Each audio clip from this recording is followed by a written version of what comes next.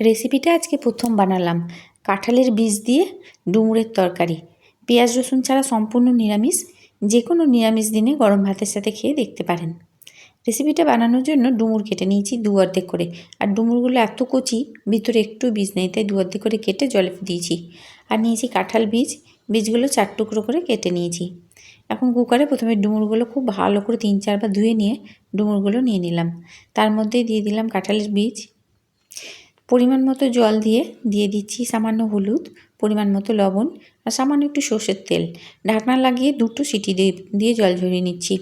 জল ঝরানোর আগে ডুমুরটা অবশ্যই চেক করে নিতে হবে ভালো মতো সেদ্ধ হয়েছে কিনা, কারণ ডুমুর আর কাঁঠালের বীজ যদি সুসিদ্ধ না হয় তাহলে কিন্তু খেতে ভালো লাগবে না।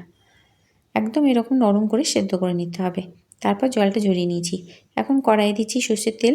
তেলটা গরম হলে একটা তেজপাতা, একটা শুকনো লঙ্কা, অল্প একটু জিরে ফোড়ন দিলাম। ফোড়নটা নেড়ে ছেড়ে ভেজে নিয়ে এর মধ্যে দিয়ে দিচ্ছি সামান্য পরিমাণ হিং।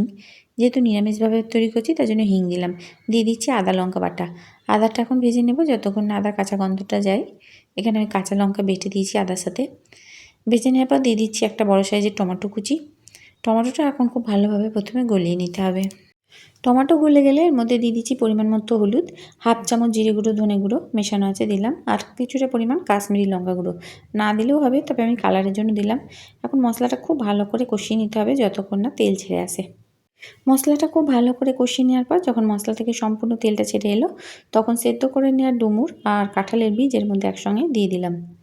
এখন এটাকে খুব ভালো করে কষিয়ে নিতে হবে, কারণ কষার উপর নির্ভর করবে তরকারির স্বাদ। হাতে একটু সময় নিয়ে খুব ভালো করে কষিয়ে নিতে হবে। মিডিয়াম ফ্লেমে 4 থেকে 5 মিনিট ধরে ডুমুরটাকে খুব ভালো করে কষিয়ে নিলাম। এখন নিয়েছি 2টো সেদ্ধ করা আলু। আলুটা ডালের সঙ্গে সেদ্ধ করে নিয়েছি, তাতে গ্যাস আর সময় দুটোই বাঁচে। একসাথেই ডালের সাথেই সেদ্ধ হয়ে গেছে। এখন আলুটা ঠিক এইভাবে ভেঙে ভেঙে নিচ্ছি। একবারে পেস্ট করে নেব না, আধ ভাঙা করে নিলাম। দিয়ে দিলাম ডুমুরের মধ্যে। আর খুব ভালো করে এখন আলুটাকে দিয়ে ডুমুরটাকেও কষিয়ে নিতে হবে।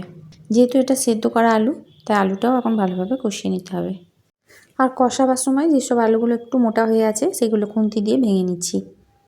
আর কষতে কষতে এর মধ্যে দিয়ে দিচ্ছি কাসুরি মেথি। 1 চামচ মতো কাসুরি মেথি হাতে করে ক্র্যাশ করে এর মধ্যে দিয়ে দিলাম। এটা দিলে সেন্টটা খুব ভালো হবে। এখন কাসুরি মেথি দেওয়ার পরও আরও কিছুক্ষণ কষিয়ে নিলাম। এখন দিয়ে দিচ্ছি পরিমাণ মতো লবণ আর স্বাদের ব্যালেন্সের জন্য সামান্য চিনি। আরও কিছুক্ষণ ভালোভাবে কষিয়ে নিলাম। তরকারিটা কিন্তু খুব ভালোভাবে কষতে হবে। এখন এর মধ্যে দিয়ে দিচ্ছি জল। হাফ গ্লাস মতো জল এর মধ্যে দিয়ে খুব ভালো করে নেড়ে চেড়ে মিশিয়ে নিলাম। ফুটতে শুরু করলে ঢাকা দিয়ে গ্যাসের ফ্লেম লো করে দিয়ে আরও 3-4 মিনিট ফুটিয়ে নিতে হবে। 3-4 মিনিট পর দেখাই, দেখুন তরকারিটা প্রায় হয়ে গেছে। আলুটা ভেঙে দেওয়ার জন্য কারিটা এরকম পুরু হয়। নামানোর আগে অবশ্যই নুন মিষ্টিটা চেক করে নিতে হবে। আমি দেখলাম নুনটা একটু কম হয়েছে, তাই একটু লবণ দিয়ে দিলাম। এর থেকে আর কারিটা বেশি মারবো না, কারণ একটু ঠান্ডা হলে এটা আর একটু জমে যাবে। রেসিপিটা যদি ভালো লাগে তাহলে প্লিজ লাইক, শেয়ার, কমেন্ট করবেন। আর যে সকল নতুন বন্ধুরা রেসিপিটা দেখছেন তাদের যদি ভালো লেগে থাকে তো প্লিজ চ্যানেলটিকে সাবস্ক্রাইব করার সঙ্গে পাশে থাকা বেল আইকন অবশ্যই প্রেস করে দেবেন, তাতে আমার নতুন ছাড়া ভিডিও নোটিফিকেশান আপনাদের মোবাইলে আগেই পৌঁছে যাবে। তরকারিটা হয়ে গেল, গ্যাসটা বন্ধ করে দিলাম। সমস্ত রেসিপিটি দেখার জন্য হেসেল বনলক্ষ্মীর তরফ থেকে অসংখ্য ধন্যবাদ।